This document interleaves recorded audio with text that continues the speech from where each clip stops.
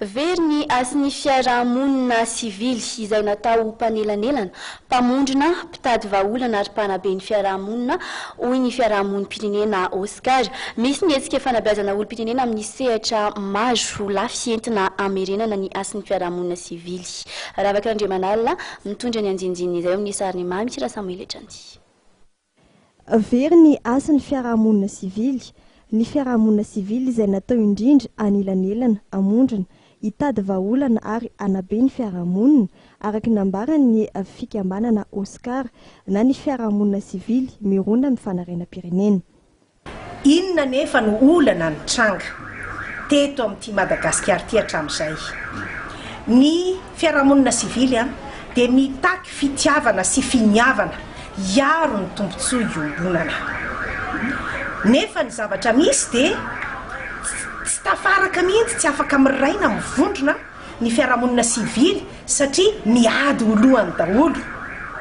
Dia ambonin'izay miaro ny tombontsoan'olon-tokana na olombitsy.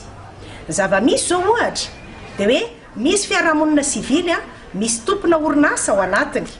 Dia ilay tompona orinasa na ilay mpanambola miaro ny tombontsoany fotsiny.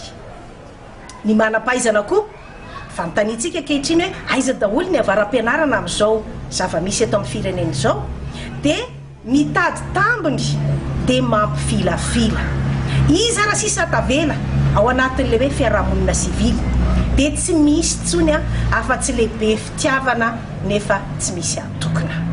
Amerenana ny asan'ny fiarahamonina sivily amin'ny alalan'ny fampandraisana andraikitra sy famerenana ny fahefana amin'ny fokon'olona fotony dia manatanteraka hetsika fanabeazana olom-pirenena sy fanangonana ny hevitra fokon'olona fotony Oscar.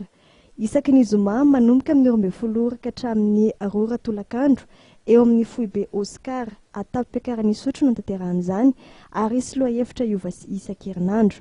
Ho amin'ny herinandro ity ary dia ny rafim-panabeazana ilaina Madagasikara ny loha-hevitra. Ireo fehi-kevitra vaongana amin'izany moa dia rafitra ho lasa rafim-piarahamonina entina indrindra anarenana firenena amin'ny lafiny rehetra.